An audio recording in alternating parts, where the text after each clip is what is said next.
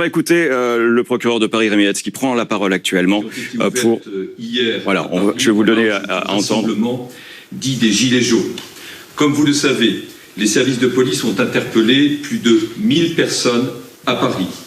Ces interpellations ont le plus souvent été réalisées à la suite de contrôles d'identité autorisés par mon parquet conformément aux dispositions du Code de procédure pénale et notamment donc de l'article 78.2.2 de ce code qui permet au procureur de la République de faire réaliser ces contrôles, limités toujours dans l'espace et dans le temps, pour rechercher et poursuivre certaines infractions comme le vol ou les infractions de port d'armes. Ces réquisitions donnent la possibilité de faire ouvrir les coffres des véhicules et de fouiller les sacs. Et dans ce cadre, de nombreuses armes, des couteaux par exemple, des armes par nature ou par destination, nous avons trouvé toutes sortes d'armes, des boules de pétanque, des pierres, des frondes, fumigènes, boulons ou billes d'acier, des bombes de peinture, des bombes lacrymogènes, des marteaux. Eh bien, différentes armes ont été découvertes permettant de caractériser donc le délit de groupement en vue de commettre des violences ou des dégradations. Ces interpellations tout au long de la journée ont justifié le placement en garde à vue par des officiers de police judiciaire de plus de 900 majeurs et de près de 100 mineurs, à l'encontre desquels il existait des raisons plausibles de soupçonner qu'ils avaient commis ou tenté de commettre des infractions.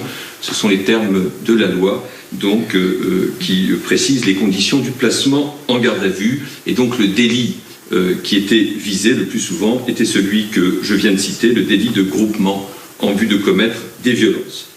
Je tenais ici à saluer l'engagement des fonctionnaires de police qui ont su, dans le strict respect des procédures et des droits des personnes, faire face à un niveau d'activité sans précédent.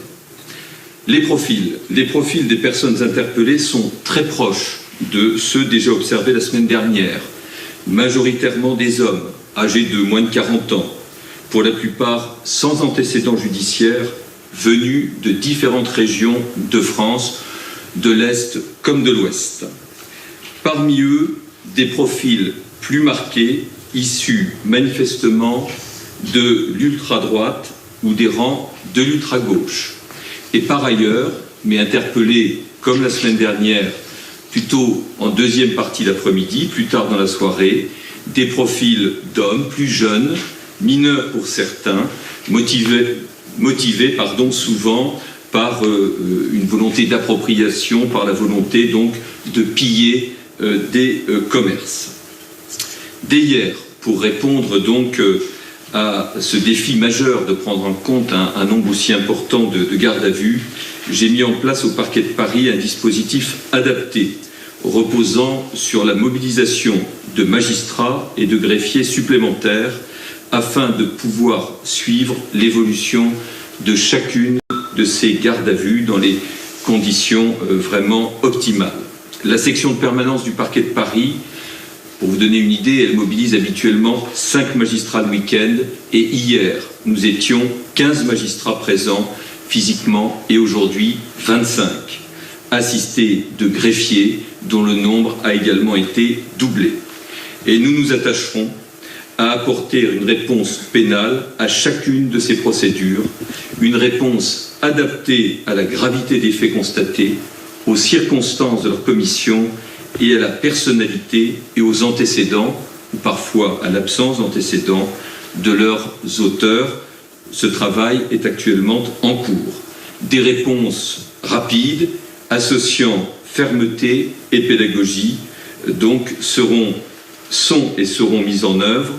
Et comme la semaine dernière, nous privilégions la présentation au parquet, le déferment au parquet après la garde à vue, dans la perspective de rappel à la loi notifié par des magistrats ou par des délégués du procureur, dans la perspective aussi de convocation devant le tribunal avec placement sous contrôle judiciaire assorti d'interdiction de paraître et également aussi en vue de comparution immédiate pour les faits les plus graves. La semaine dernière, 100 personnes ont ainsi comparu devant le tribunal correctionnel entre le lundi et le mardi.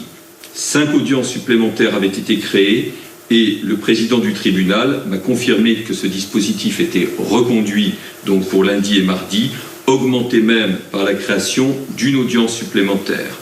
Au total, ce sont 10 audiences de comparution immédiate qui siégeront le lundi et le mardi, 10 formations donc de jugement les lundis et le mardi.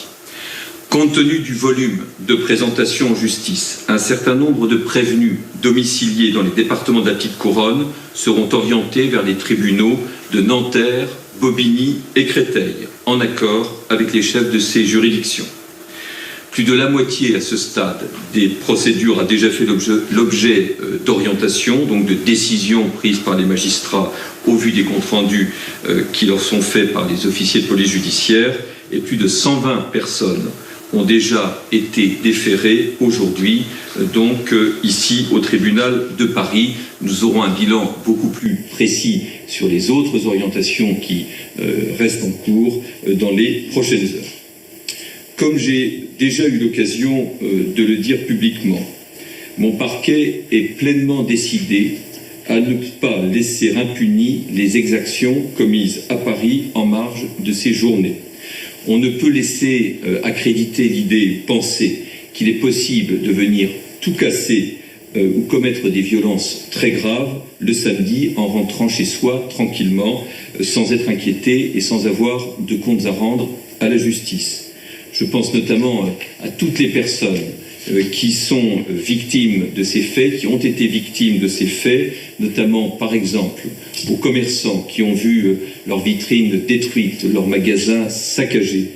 Et donc nous devons être attentifs à ces victimes qui attendent légitimement réparation.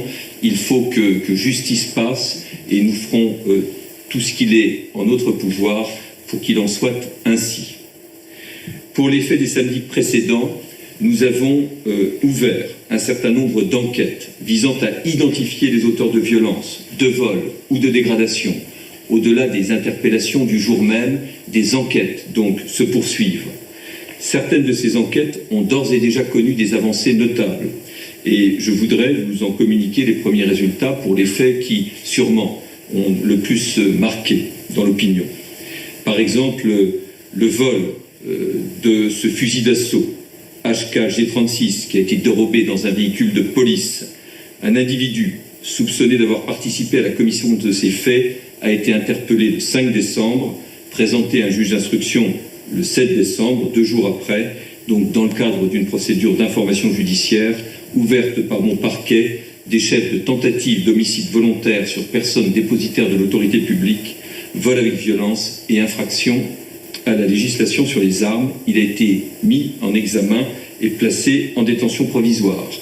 Deuxième fait marquant, une enquête a été ouverte cette semaine du chef d'association de malfaiteurs formé en vue de la commission de délits punis d'au moins 5 ans, en l'espèce les délits de vol et destruction commis en réunion par des personnes dissimulant leur visage et violences volontaires commises avec armes et en réunion. Et dans le cadre de cette enquête pour association de malfaiteurs, 6 individus ont été interpellés vendredi à Paris et en région, placés en garde à vue, et ils ont été déférés hier soir à mon parquet. Ils sont présentés actuellement à un juge des libertés et de la détention avec des réquisitions de mandat de dépôt. Enfin, une troisième enquête a été ouverte à la suite du pillage d'un magasin de motos situé avenue de la Grande Armée le 1er décembre 2018. Cette enquête a permis d'identifier 4 individus qui seront jugés le 15 janvier par le tribunal correctionnel pour vol commis par effraction et en réunion, dégradation de biens publics et recel de vol aggravé.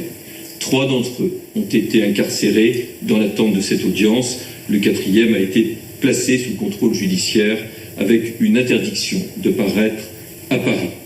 Je terminerai par l'enquête concernant les exactions qui ont été commises à l'extérieur et à l'intérieur de l'Arc de Triomphe, ces faits ayant beaucoup marqué l'ensemble de nos concitoyens.